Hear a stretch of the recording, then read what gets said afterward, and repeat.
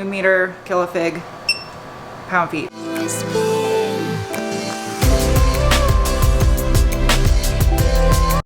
Hi, people at interwebs. I'm in Phoenix right now because I accidentally deleted 3 minutes worth of footage on a car review you'll be seeing soon. So I drove all the way up here just to film it. If you're new to my channel, up above my head is a link to a video that involves a car. Anyway, I am in the process of trying to navigate to Chandler, which is not the guy from Friends. Well, it is the guy from Friends, but it's also a region in the Phoenix metro area that has a shop that I might be purchasing some wheels for Forester Gump from today. That sign right there says ICB Motorsport parking only. So I'm here at ICB Motorsports in Chandler to get some wheels for the Gump. I'm getting some Rega Masters for it, and this is the only distributor other than one place I think in California that sells Regas.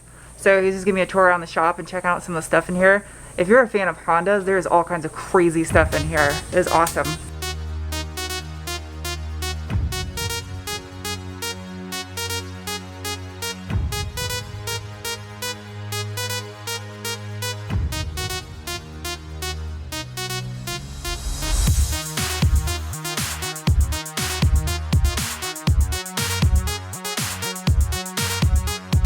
Oh, I didn't even notice that's embossed in the wheel. Yeah, that's like engraved.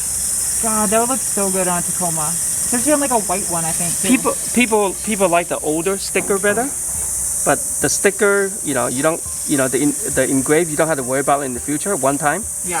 But it looks good. So it's a little bit dusty, but yeah, the color is beautiful. It is. It definitely has green in it. Yep, it does. Ah, that is so pretty. So this is one of the original Regas right here. Yeah. That were manufactured in Russia.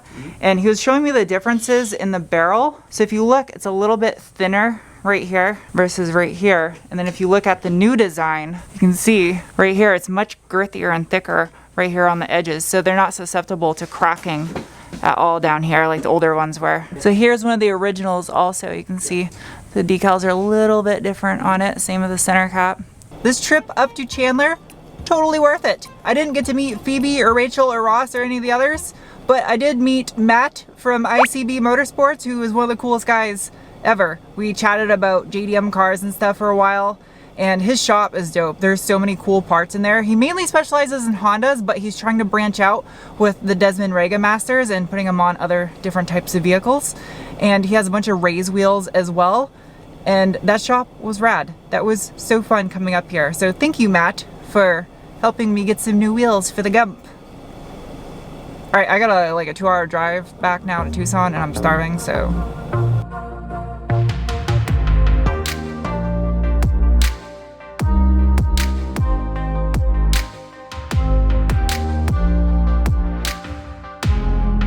I can't believe I just pulled up next to this in traffic. It's a Mega Raptor. It's made out of a Super Duty. I think they actually build these here in Tucson, Arizona. That is so cool. The thing is insane. It's huge.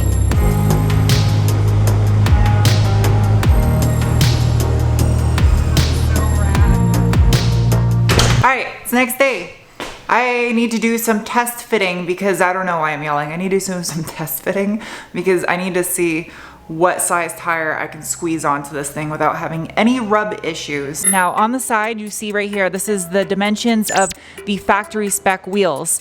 In the center, these are what it's on the vehicle right now. These are the Pro Drives with the Yokohama Advanced Sport All Season tires. And then the overall width is a 245 millimeter with a contact patch of 191 millimeters. Now, the tire I wanna go with on the new wheels, since they are a 9.5 inch wide wheel, these ones are a 7.5 inch wide wheel with a 245 series tire stuffed onto it, is a 265 45 18 with a contact patch of 241 millimeters and an overall height of 695 millimeters, which will have a much larger contact patch in almost the same rotational circumference, which is key to keeping the gear ratio the same and maintaining your speedometer accuracy. It'll be within a mile per hour of stock, so that's not bad. Honestly, I wouldn't be surprised if these tires being worn out made that much of a difference on the speedometer, as changing to that tire size will do.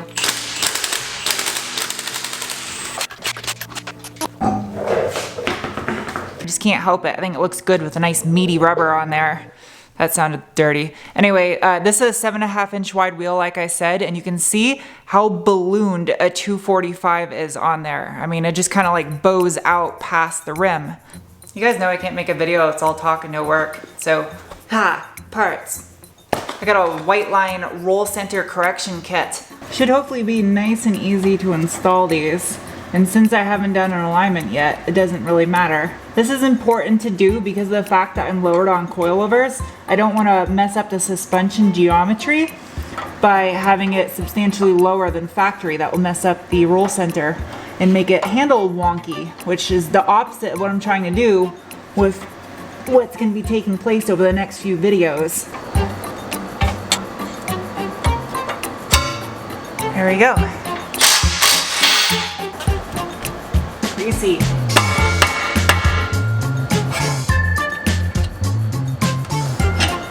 Even though I am going to get this thing aligned, I'm going to try to keep these as close to spec as possible. That way I don't screw this thing up that bad. Anyway, back on the wheel stuff. This collar right here on the coilover is the thing that's going to come the closest to contacting the tire on the new wheel, which the math I calculated, I am actually going to be 12 millimeters closer to the coilover than the wheels that I have on the Forester right now. To give you an idea what that looks like, this right here is 12.08 millimeters. I don't even need that thing to show you. There's tons of clearance right there.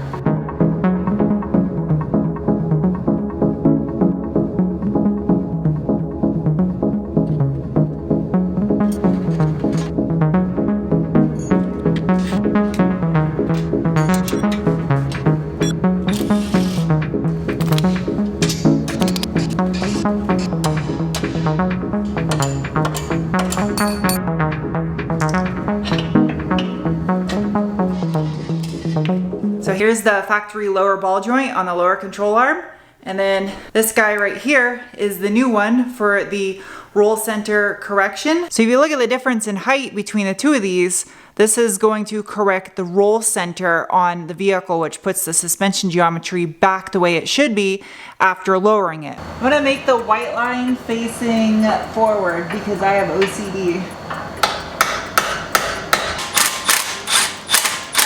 Yay! I've yet to use my new gear wrench torque wrench. Gear wrench torque wrench. That's really weird to say. This is the first time I ever got to use this. It's a digital boy. I'm excited. It smells like new shower curtain for robots. I say some stupid shit.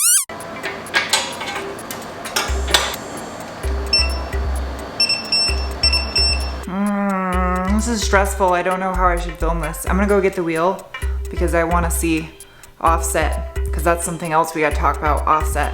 Not the rapper. You'll see. Not Cardi B's baby daddy. Alright, get a lug nut on here. Oh my god. Oh, it looks so good. Oh, that was a perfect color choice too.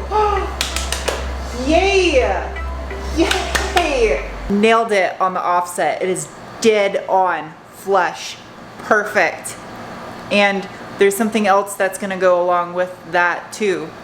I'm just waiting on parts, and I gotta wait until I get all the parts.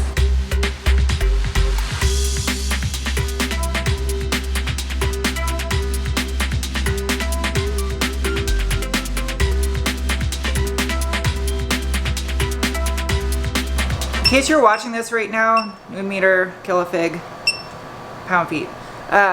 And wondering what the hell a roll center and bump steer is and why that's important, I did a roll center and bump steer correction on my MR2. So there's a link up above to that video. It'll go way in depth explaining exactly why that should be corrected when you lower a car. I don't want to be redundant. All right, let's torque this. I know if I don't mention this, someone is going to bring up the fact that I didn't mention backspacing or scrub radius when it comes to doing a different wheel and tire setup. And I did take into effect for both of those. I'm not gonna go in any further on backspacing because I think if you're smart enough, you'll figure out why. I don't wanna give something away. And there we go. Hello, it's the next morning and I have some cage issues to attend to. Check it out. Since this video started out as a vlog, I'm gonna keep the vlog theme going here. I gotta do some final measurements with the steering wheel and my hub adapter. Charlie has the cage welded into the chassis of the car, which means now it's time for me to do the measurements with the wheel set on place for my arm length. That way he can do the harness bar behind the seat and then the door bar. And then the cage is done. So came over here this morning so he can get to welding. So what exactly do you want me to do? Just like kind of... So we gotta get the adapter on the column and the steering wheel mounted to the adapter so that you can make sure that that seat is exactly where you want it. Because once it is, and I attach it to the cage, it's gonna be really hard to change. So there'll be no rear adjustment as far as like moving? Not without more work. Okay. Because those brackets that they supplied aren't drilled for the forward backwards. So once I drill them and mount it to the cage, in order to move the seat backwards or forwards, I would have to drill new holes, and we can't go too much further back because the cage is only like an inch from the seat. Oh, okay. But I mean, your legs are like practically straight. Yeah. So. Oh, that's cool. It's got the little provision thing right here for the... Wait, this thing's for the airbag, isn't it? This black plug, or is that for the horn? It's for the airbag, the horn, the cruise control. Yeah, I got the right bevel to match the wheel.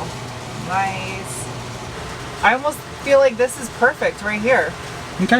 I think because I'm tall, I almost feel like the wheels should be out further and then the seat should be further back, but I don't have that option. So. Does the wheel telescope? No, it's not telescopic wheel, I don't think. Oh, it is. I shut my mouth.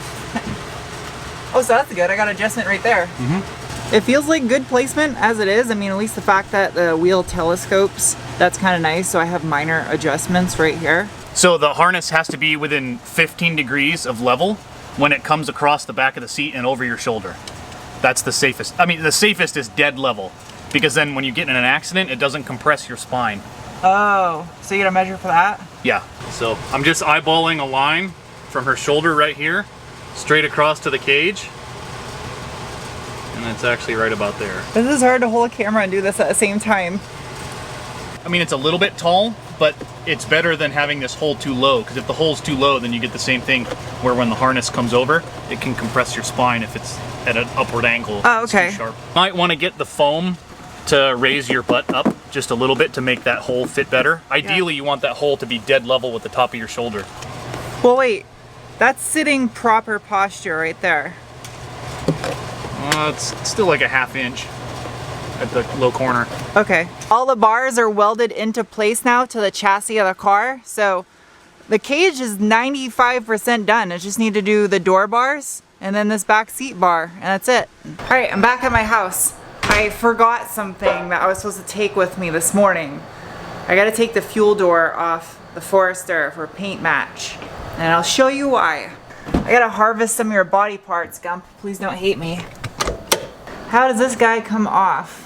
Oh, that looks... Oh, are you kidding me? It's riveted on. I can't take it. No. So this is gonna cause an issue. I need to take something that's the factory color down so I can get it color matched, and I can't drive the Forester right now. How am I gonna do this? Well, anyway, I'll show you why I need to get it color matched. I'll figure out how to do this off camera. These guys right here, oh geez, there's a lot of parts to this. Oh my god. These are, okay. There's so many pieces. I'm guessing this one goes right here. Yes. So here's a sneak peek. This right here is the factory set of wheel arch molding for the Forester that I'm going to have color matched and painted factory color. I think it was the GD generation WRX STI had factory wheel arch molding plastic like that, painted body color. Just in the rear, I believe. It was in the front, but kind of similar theme right there.